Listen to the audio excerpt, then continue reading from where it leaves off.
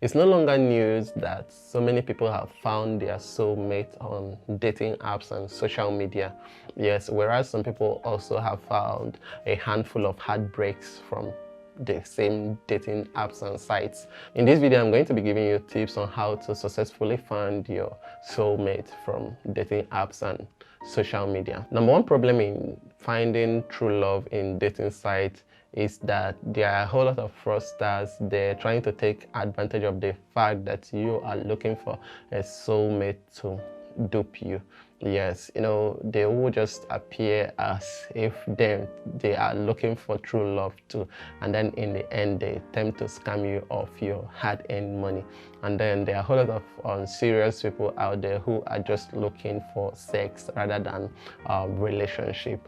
So how do you distinguish between the good and the bad eggs there? One of the most essential ways to be successful from these dating sites and social media is never to be desperate. Yes, always take it a step at a time. Never make the person feel like you are super interested in this. Never rush the person. Never rush a conversation. Yes, if you both are chatting, just keep it cool as a lady. Just wait. Yes, allow the person. If the chatting is going to continue for a month, allow it. Don't be the first person to ask for a contact exchange. Yes, allow him do everything until it gets very comfortable.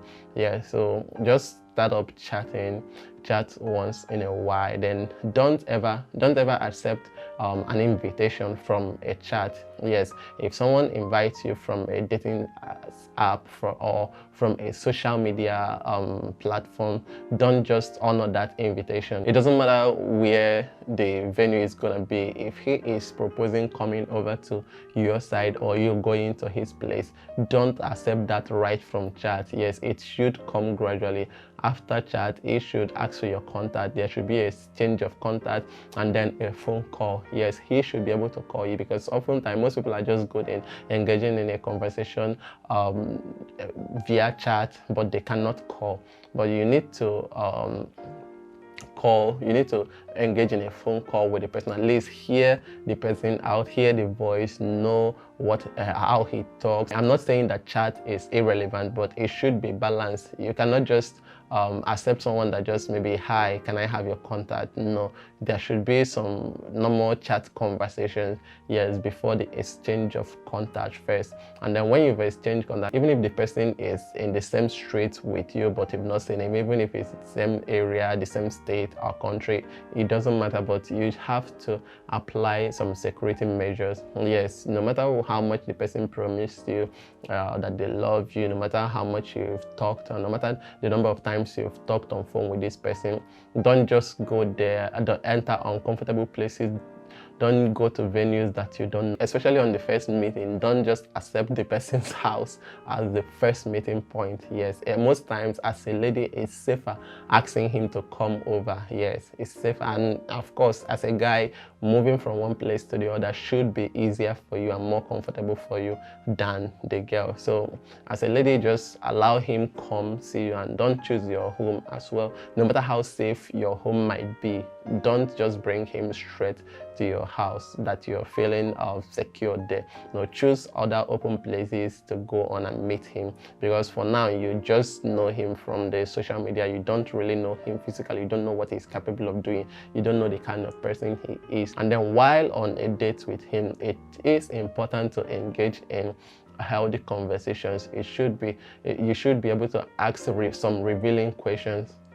Yes, your question shouldn't just be about random things or the past things you've been talking about in chat. I've seen a situation whereby someone gets to meet somebody and physically for the first time, and they've been talking on phone, they've been chatting for years, and then she goes on asking questions, she goes on bringing conversations from their past chat, the things that have happened before, like you keep on bringing up those memories. No, use that time to ask revealing questions, and then those revealing questions shouldn't be direct. Yes, you can't just say what do you do for a living or where do you work. okay, but rather you can ask how was yesterday like, or this is weekend, how is your week like. Then from there the person can be able to explain and tell you, okay, yes, I was at work, you know. Then from there you can ask some questions to know more details about the work, instead of just asking direct questions like, what do you do? Because if you ask that, you're giving the person a chance to lie to you. Yes, if you just go ahead and say, what do you do, or where do you work, the person can open up his mouth and just lie to you and tell you anything. So you can just start by asking, how was yesterday, or how is your weekend like, how do you just rest from all those stress from the day, and then giving the person the opportunity to explain. And then don't ask where is the relationship taking heading to. Yes, don't ask such questions, because if you ask it, it sounds so desperate. Yeah, because I think that's the one of the two concerns that people are having when meeting their partner for the first time, especially if one's coming from online. Yeah, they tend to worry about what their occupation is, and then they tend to worry about the plans they have for them. Where do they want to take the relationship to? So for the occupation, you know how to ask some indirect question that will reveal to you exactly what you know, and this method gives you a higher percentage, a higher chance of getting the true answer. Then number two, finding out, secondly, if you want to find out if the relationship is going somewhere, you just have to take it very easy and still ask some indirect question about maybe what the person thinks of relationship in general, you understand, or what the person thinks, or maybe cite an example of maybe how people fail at getting a relationship from dating apps. Or if you people met on Facebook, you just maybe cite an example of people that got the wrong partner from from Facebook. Yeah, then allow him to talk, you know, just listen more than you talk. Maybe pay attention to him. You know, most times while on date, you just want to appear that you are very active, than you kind of asking questions, talking.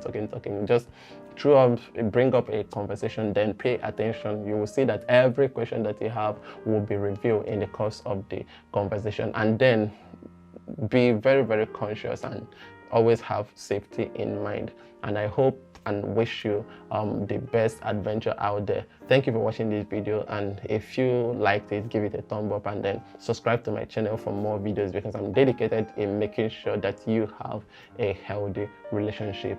Bye.